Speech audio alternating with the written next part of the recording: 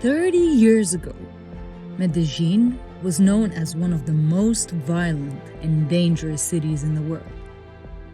Today, its remarkable journey is studied globally as one of the most profound urban transformations in modern history.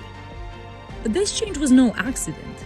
It was the result of deliberate choices, bold policies in social urbanism, community-centered innovation, and a powerful collective vision fueled by courage and long-term commitment. Together, these forces reshaped the city of 4 million people into the pearl of Latin America. Join Florin Negruțiu and his guests on a journey through Colombia, a land of color, coffee, energy, and vibrant spirit. Along the way, you will meet the leaders who helped transform Medellín and redefine the future of an entire country. And at the heart of it all, you will discover the people behind the change, the ones who turned vision into reality. The story of one of the greatest transformations of our time. Good afternoon. Buenas tardes. Buenas tardes. Nice to meet you. And welcome to the Greatest Transformation Conversations. Okay. We are today in Medellín, a city that once meant fear and violence, and today is studied around the world as a model of change. I'm Florin Negruțiu, I'm a journalist, and my guests today are Sergio Fajardo, Okay, good. the man who helped lead the city through one of the most spectacular and surprising transformations across the globe. And Leca, he's a strategist who has worked with governments and leaders across Europe and beyond. Together, we talk about leadership, trust, and how a city once known for crime became a global example of reinvention. Good. Thank you very much. Sergio, I have to start with a personal question. Okay. Have you ever been afraid in all these years? No, I have never been afraid. And it's a normal question, but not because I am Superman and I am saying I'm strong and I don't fear anyone because I am a really brave man. No. But I assume that you're talking about politics and the way living in the city of Medellín. Public public function. Okay, no. I learned to do politics walking the streets of my city, Medellín. And I began into politics in the year 2000. I didn't belong to this world. I am, but I was an acting mathematician.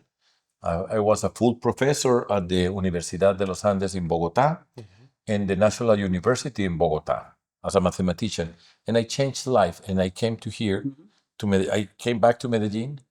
We built a civic movement, and the way we did politics was very different from what traditionally is done. We walk the streets. We have people from social organizations, NGOs, the academic world, which is my original world, the cultural world, the entrepreneurship world, and the way we did was walking throughout Medellín. So I had always around me, whenever I went to a place, I went with people from the community. In all communities, people know everyone.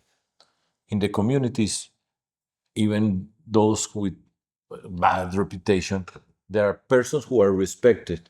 And I have always friends like that, so I walk around and I never felt afraid. Never in my life. So you opened to themselves, to them. Yeah. And they received this openness As a way of being a decent person. because the crime was on the streets in the first There were. years. There were, but you see, this is something difficult to explain, but I'll try.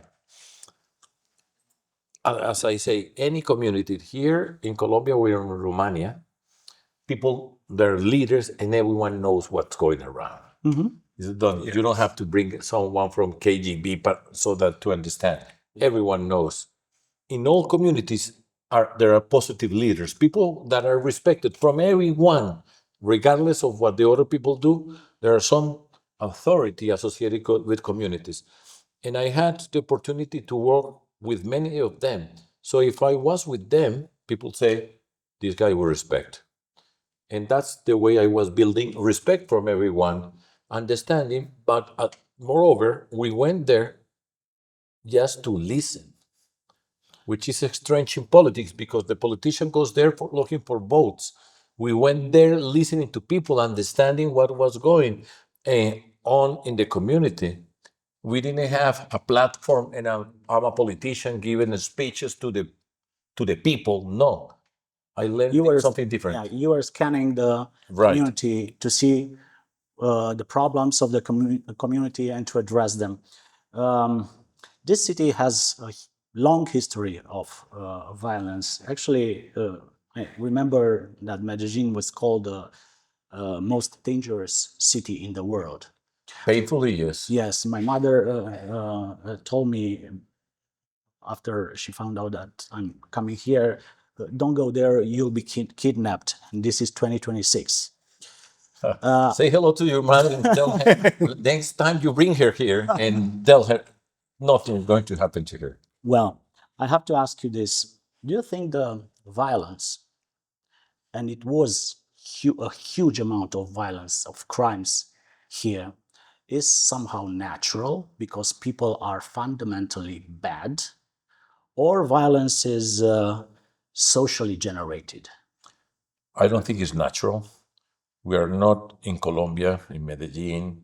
We don't have violence because that's our nature, genetically violent. No. This was something social that happened in here in Medellin. Medellin is the second city in Colombia.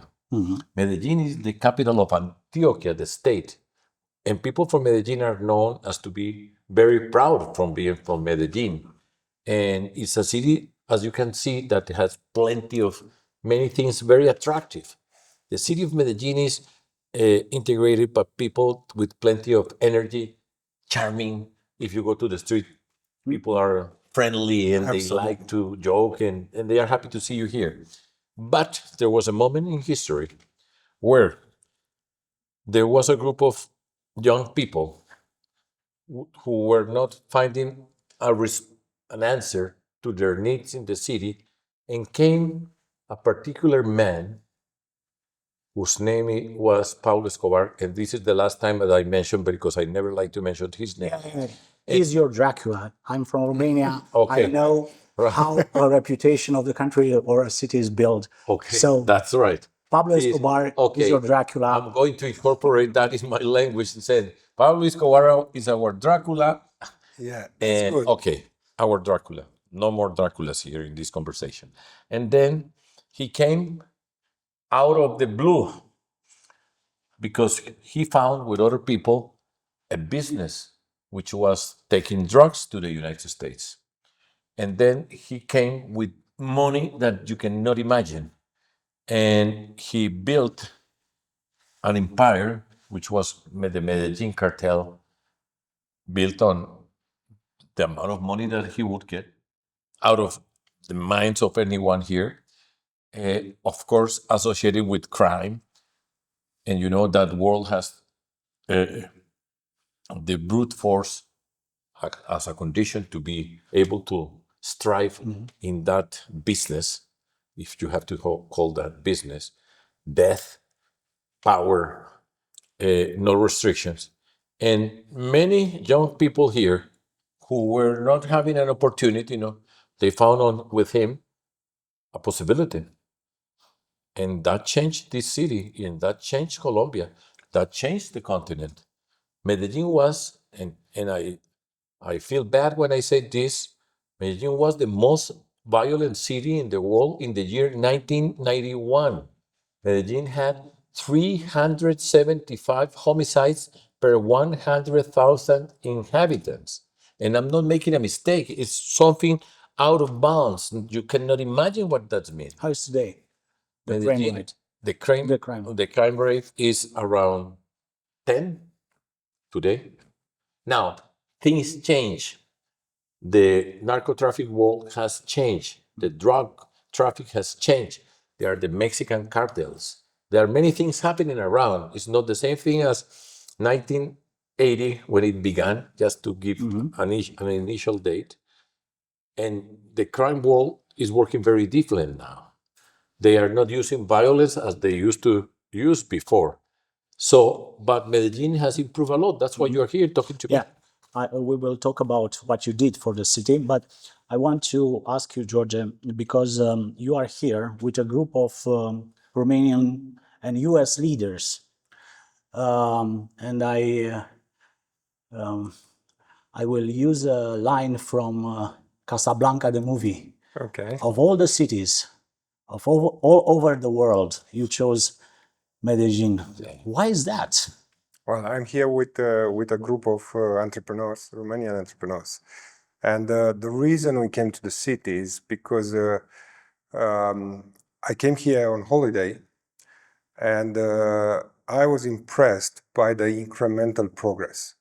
So many times we are actually saying, okay, if you're not the first, if you don't win this or that, it doesn't really matter. And we apply this to our kids as well. We say, okay, you're not a 10th grade, you know, so you're not good. You did not win the Olympics, but it's incremental progress that matters. And it's the things that actually allow people, as Sergio was saying, to escape their conditions, okay, and to without going through the illegal door.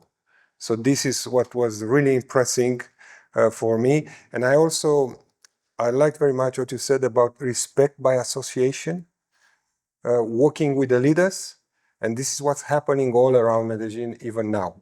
So that was so impressive for me. And I wanted to learn more about how the environment changes people, because it's the environment. It's very difficult to change the people one by one, in one-to-one conversations. But people are the product of their environment. Hence your question about the social condition of conditioning violence. So this is what I wanted to see. Okay, how the environment changes people. So if you change and work on the environment in a city or in an organization, you're going to change the people. There's one thing that I learned these days is something you implemented here. You said once that best architecture should follow the poorest people. What's the philosophy behind this? Yeah.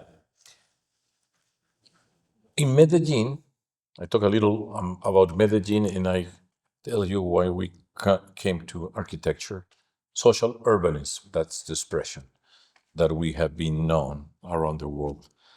In Medellin, we had this violence, and when you have a society which lives with fear for a long time, then the society segregates. Everyone gets divided. The social fabric, that conduction that we have around community is destroyed. Destroyed. Yeah. And everyone is displaced.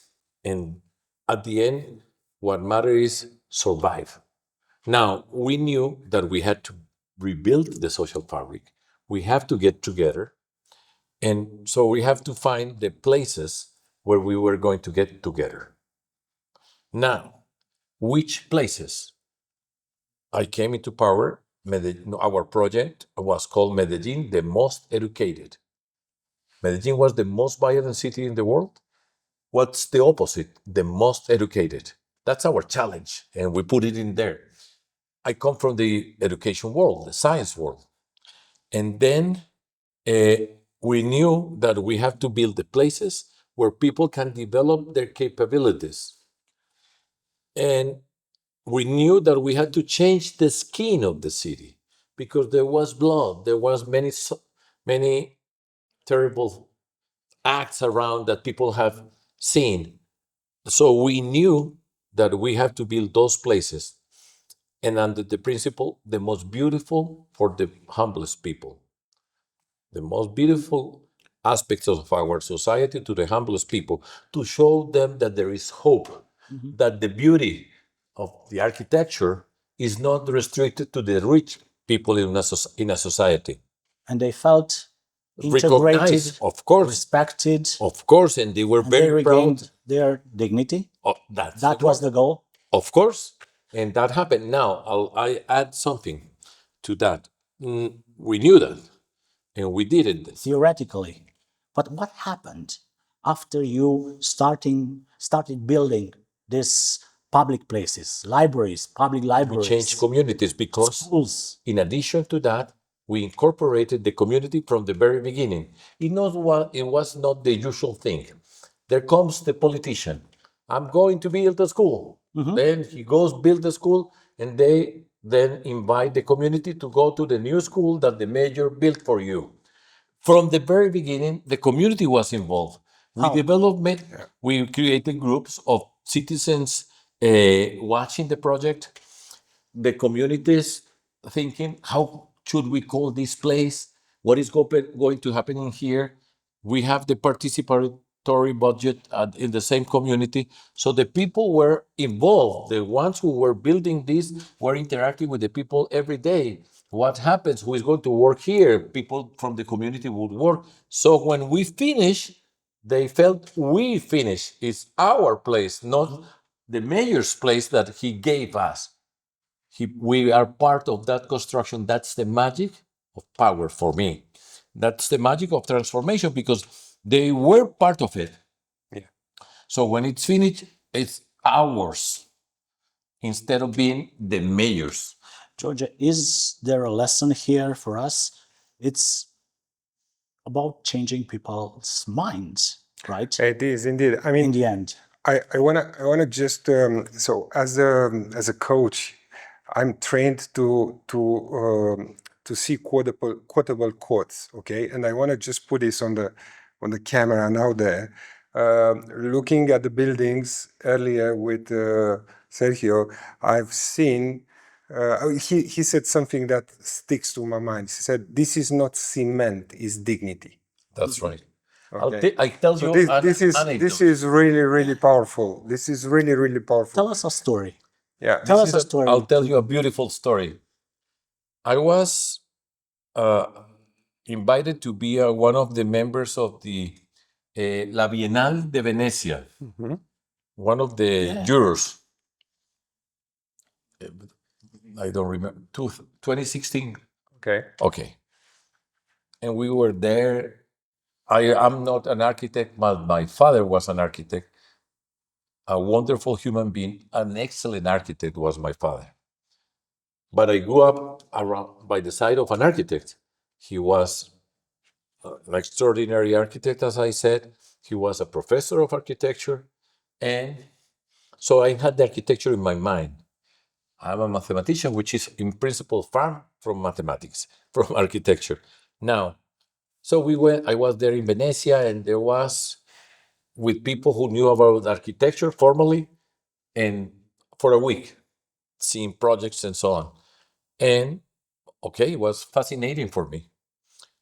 When we were at the final ceremony, where the awards were going to be awarded, there comes a guy, I think he was from Nigeria. I was sitting in there.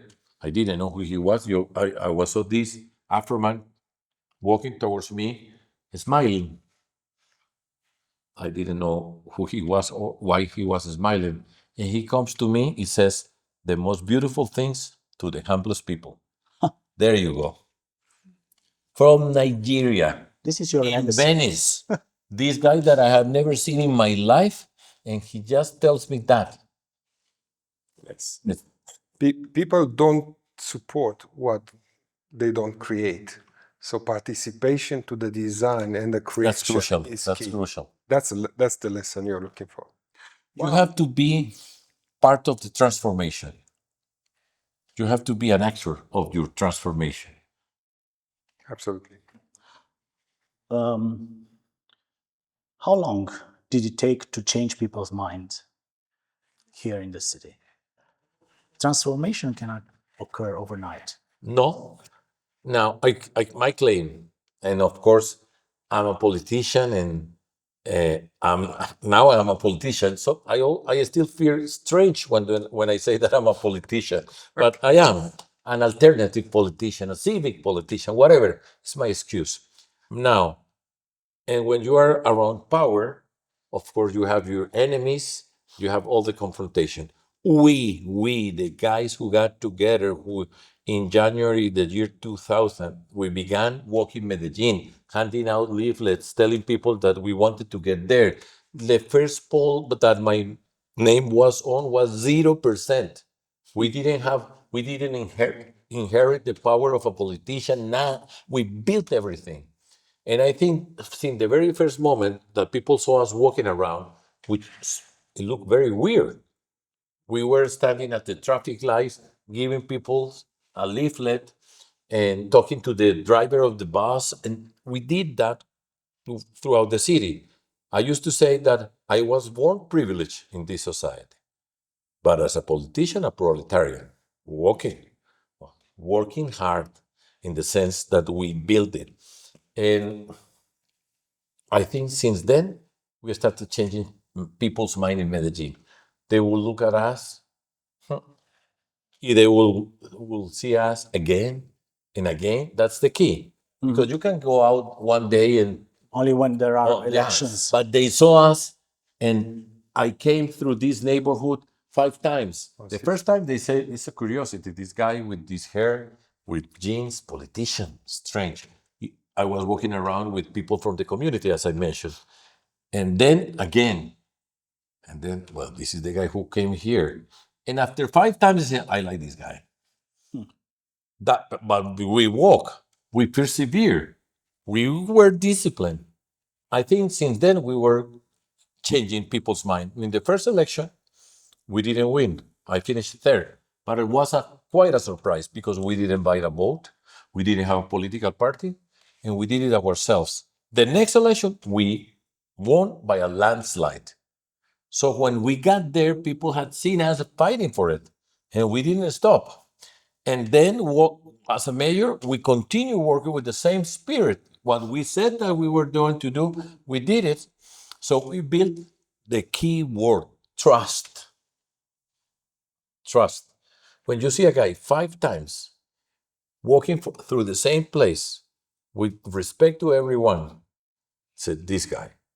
Now, we did it, and there was plenty of an effort. Well, and this was at the beginning, but later you become a sort of local hero, right? Your numbers were high, your polls were very, very favorable. How did you keep your feet on the ground? Not to lose Humbleness. Yeah, and you have to think about it, but I come from another world. I am a mathematician, being a politician. I haven't stopped being a professor. We, those persons who choose to be professors, we look at the world in a different way. You can teach a course at the university, but being a professor is a way of life. And I come from mathematics. So, for example, in mathematics, there is no influence, there is no power. I mean, you can be very. Solitude, a lot of There solitude. is plenty of solitude, Yeah. and I still love to spend a day alone without talking, thinking. Strange for a politician, very difficult. But so I have values coming from a different world. I wasn't born in politics. I came at 43 years old, I began to do this. I was already a person who was an adult, who had 2 children, who had a university position.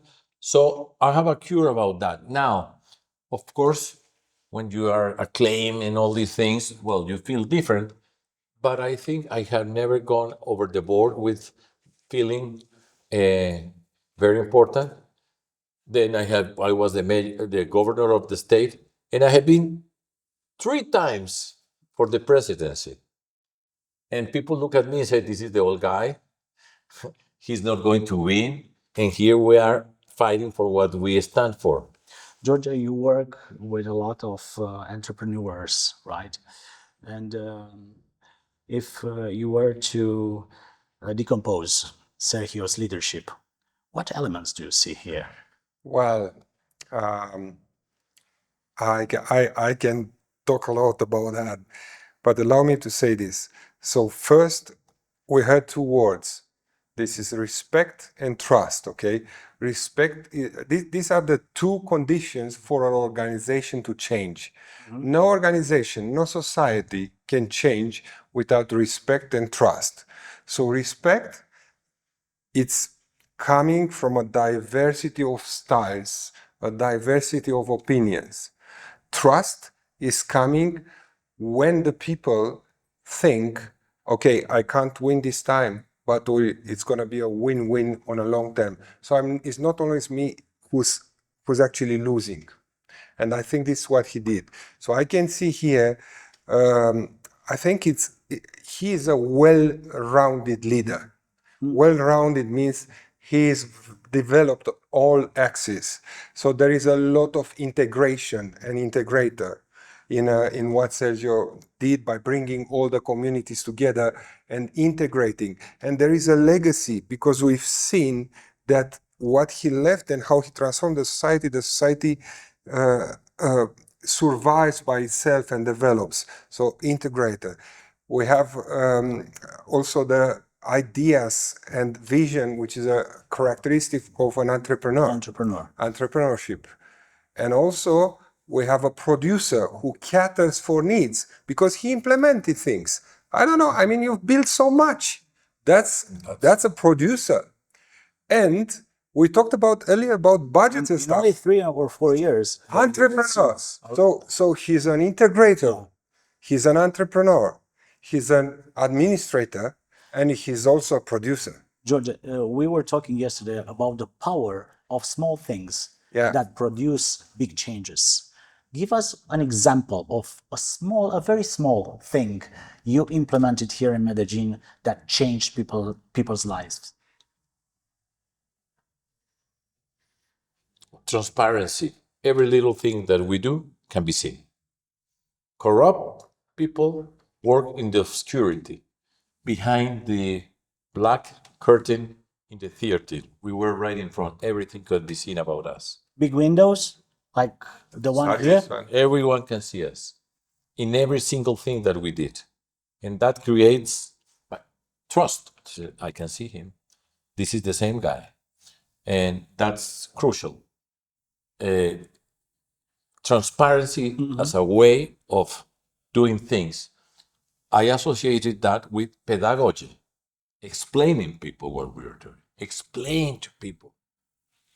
Of course, I'm a professor and I have that natural tendency, explain what we were doing. I had a program Thursday nights with the mayor or with the governor. And I would be people that work with me, let's explain why this program that we are doing is here. Who has a question, explain. That generates trust, what they say. I understand this guy. That's crucial. I was going to tell you another story.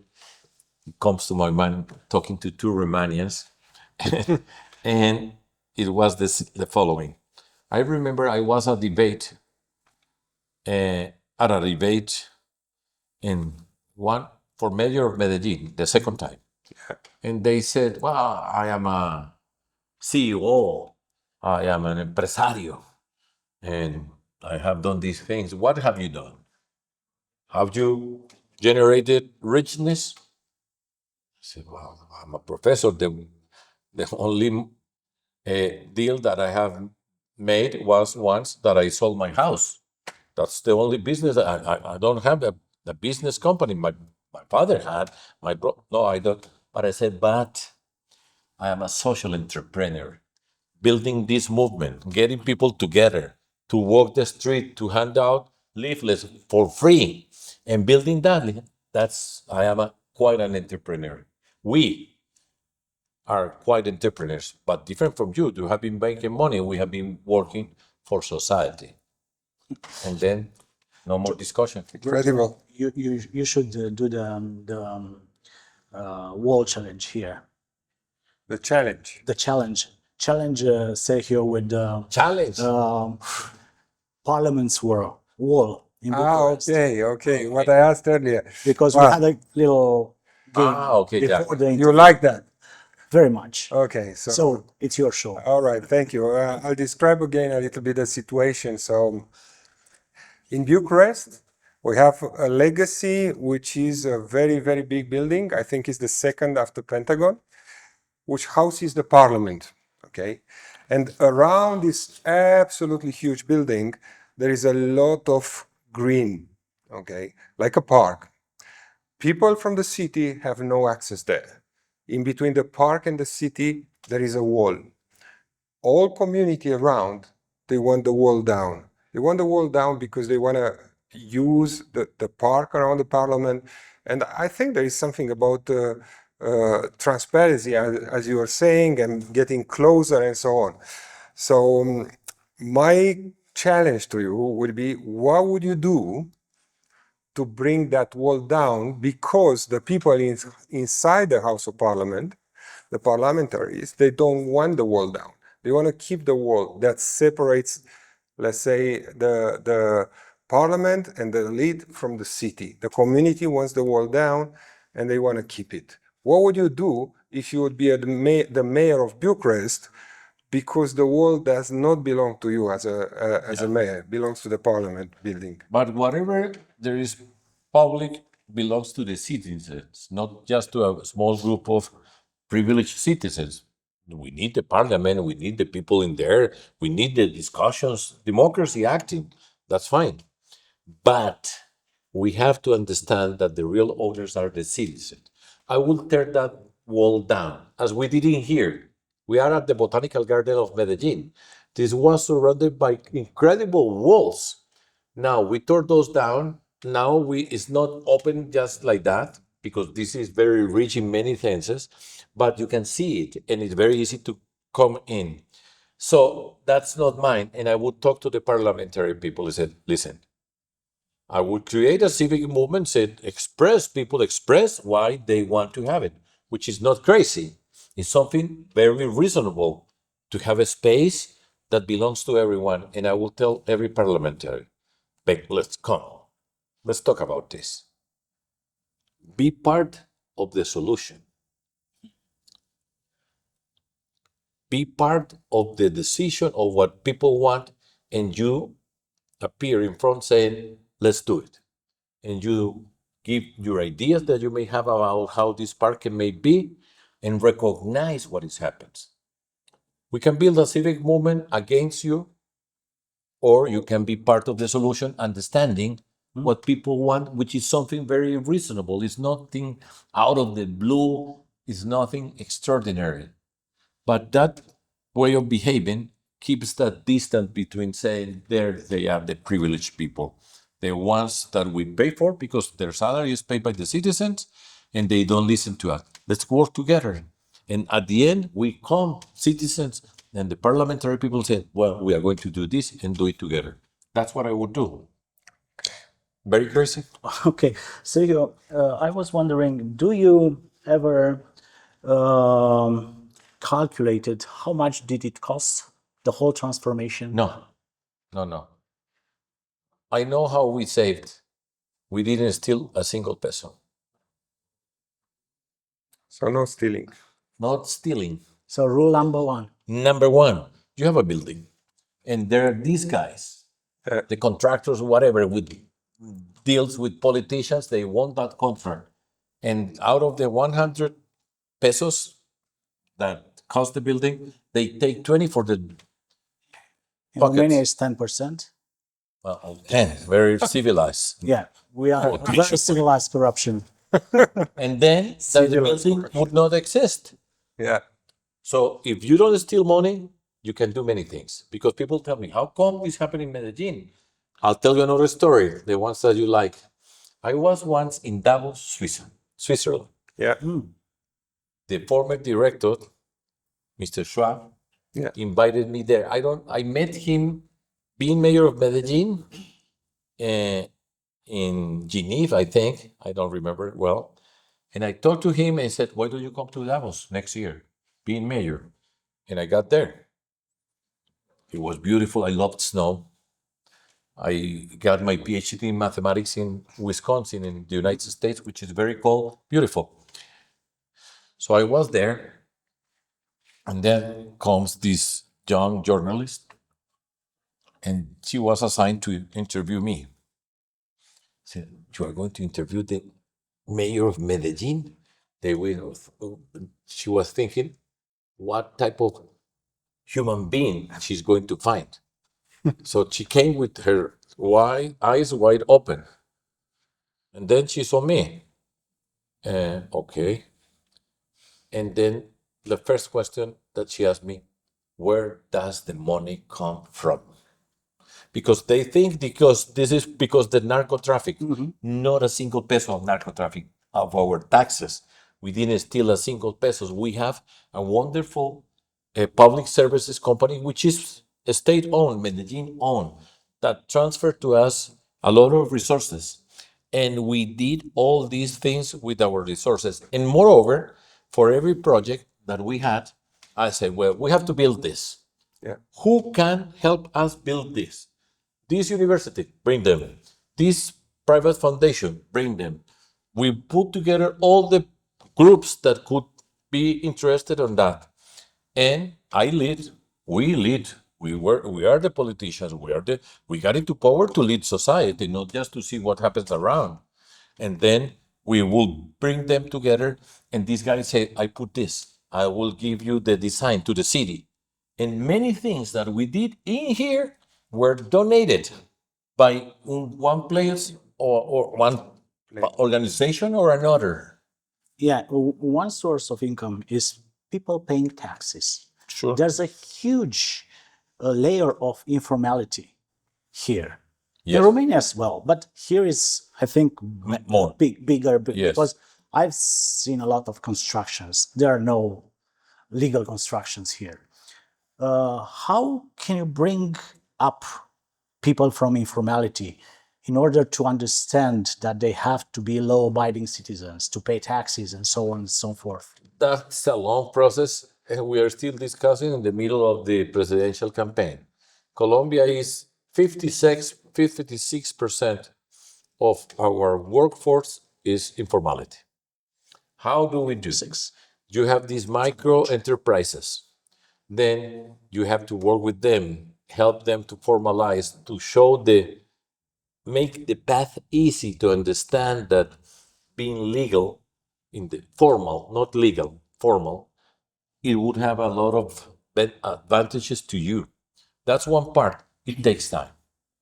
In Latin America, informality is all over. Mexico, Brazil. Brazil, Mexico, and Colombia are the biggest country in Latin America. We all have informality. This is a long-term project, education, where we have education for everyone. Every single kid that is born today in Colombia should have an education, quality of education that makes them part of society. So we still have a long way to go, little by little. What does it mean, quality of education, in your opinion? That you have a human being that have some abilities to be part of the world. There are abilities, cognitive abilities, the traditional ones, mathematics. You have to read, you have to write, and not only that, you have to have a critical thinking, logical reasoning, and at the same time, today we have to have emotional competencies. So who you are, who am I, how I can learn to control myself, empathy, motivation, and working with other people. If a kid goes through an education that provides those abilities, he or she has a good education. Being human is a part of education. Yeah, so the social competencies makes you human and a civic citizen, understanding that you are not alone, that you belong to a community where you have the freedom to build your path, but you are not alone in that path that you share with other people. Those things can be done. I add something else. Some people tell me you shouldn't say that you are a professor because in these times of polarization, where you divide the world friend or enemy, there is nothing else. The enemy If you declare someone who is not with your enemy, you are in the language of war. So you have to destroy that enemy. And then you do all what you see these days. And social media amplifies. Exactly. You shout, you lie, you do whatever in order to destroy what you have in front. And a professor should never be associated with destruction. We have to get the best out of everyone. So they tell me that I'm weak because I don't shout, because I don't want to destroy you because you think different from me. And in this term, those are the real brave men, strong. They can do whatever. I don't believe in that. And I myself take very serious the role of president or mayor or governor, because every single word that a president speaks is heard from the whole country. How you treat the different ones, how you behave as president is the main educator in our society. And everyone is seeing us. Everyone. So we are permanently teaching people how to behave. Georgia, Medellin didn't have huge resources, yet created bold ideas like, I don't know, the motor cable. Yeah. There's a lesson for entrepreneurs. Scarcity can produce innovation. I think it's an absolute condition for this adversity. I mean, imagine a tree. If you'll have a tree without the wind, the tree will have no roots. Okay, so you need wind for the tree to grow high.